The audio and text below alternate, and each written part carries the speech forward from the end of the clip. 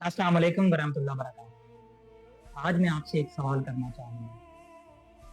ہر چند دن بعد ہمیں ایک خبر دیکھنے کو ملتی ہے جس میں ایک بچی کے ساتھ زیادتی، کسی عورت کے ساتھ تشدد اور کسی بچے کا قتل۔ ہوتا کیا ہے کہ پورا ملک شدید غصے میں آ جاتا ہے۔ وہ خبر چند دن سوشل میڈیا کی زینت بنتی ہے اور پھر ہم سب بھول جاتے ہیں۔ سوال یہ ہے، کیا یہ محض چند حادثات ہیں یا پھر ہمارے پورے معاشرے کی بیمار ہونے کی علامت ہے؟ میں یہ چاہتا ہوں کہ ہم جذبات سے نہیں بلکہ حقیقت سے بات کریں۔ یہ ویڈیو کسی مجرم کے خلاف نہیں بلکہ ہر اس سوچ کے خلاف ہے جو مجرم پیدا کرتی ہے۔ بات یہ نہیں ہے کہ فلاں شخص نے وہ جرم کیا، بلکہ بات یہ ہے کہ ہم ایسی نسل پیدا ہی کیوں کر رہے ہیں جو جرم کو آسان سمجھنے لگی ہے۔ آج پاکستان میں بہت سی مائیں اپنی بیٹیوں کے لیے خوفزدہ ہیں اور بہت سے والدین اپنے بچوں کو باہر بھیجنے سے ڈرتے ہیں، اور افسوس کی بات یہ ہے کہ یہ خوف بلا وجہ نہیں ہے۔ رپورٹس کے مطابق جو اصل کیسز بچوں اور عورتوں کے خلاف رپورٹ ہوتے ہیں وہ اپنی تعداد کی اصل سے بھی بہت زیادہ کم ہے، اور بہت سے خاندان اس لیے بھی کیسز رپورٹ نہیں کرتے کیونکہ یہ کیسز ان کے لیے بدنامی کا سبب بنتے ہیں، اور یہ خاموشی مجرم کے لیے اس کی طاقت کا سب سے بڑا ہتھیار بن جاتی ہے۔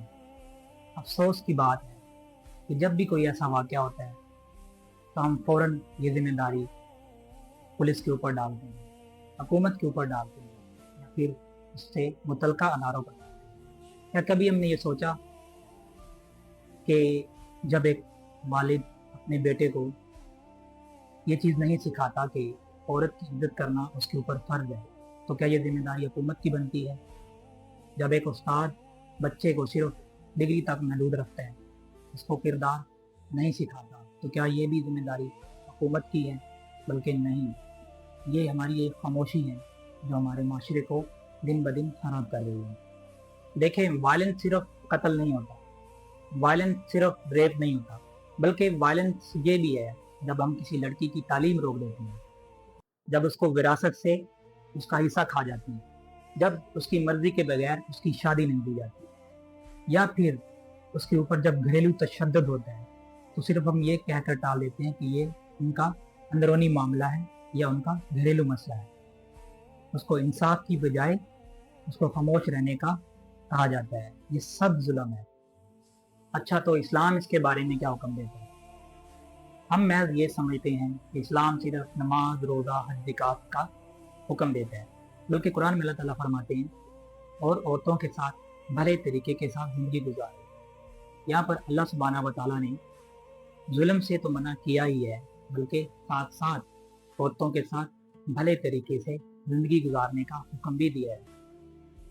اللہ کے نبی صلی اللہ علیہ وآلہ وسلم نے فرمایا، تمہیں سب سے بہترین انسان وہ ہے جو اپنے گھر والوں کے لیے بہتر ہے، ان کے ساتھ بہتر رویہ رکھتے ہیں۔ یہاں پر اللہ کے نبی صلی اللہ علیہ وآلہ وسلم نے کامیاب انسان کی تعریف کیا بتائی؟ زیادہ دولت، زیادہ شہرت یا زیادہ طاقت نہیں، بلکہ اپنے خاندان میں اچھا برتاؤ رکھنا، اچھے طریقے سے چلنا، یہ ایک کامیاب انسان کی علامت ہے۔ اچھا، میں آپ کو بتاتا چلوں کہ اسلام ایکچوئل کیا ہے۔ ایک عورت جس کا نام تھا خنسہ بنت خزام رضی اللہ تعالیٰ عنہا، نبی صلی اللہ علیہ وسلم کے پاس آئی۔ انہوں نے فرمایا کہ میرے والد نے میری مرضی کے بغیر میرا نکاح کر دیا۔ تو اللہ تعالیٰ کے نبی صلی اللہ علیہ وسلم نے کیا فرمایا؟ آپ چاہو تو نکاح کو ختم کر سکتے ہیں۔ سوچیں، آج سے 1400 سال پہلے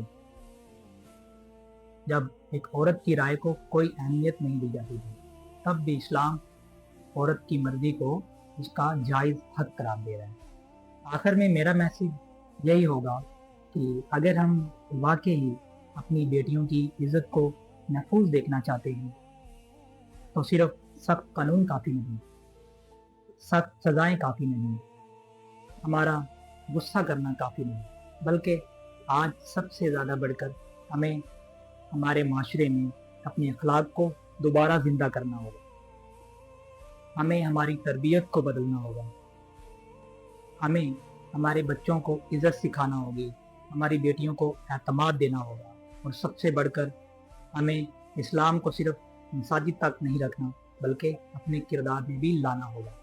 وما علینا الا البلاغ۔ السلام علیکم ورحمۃ اللہ۔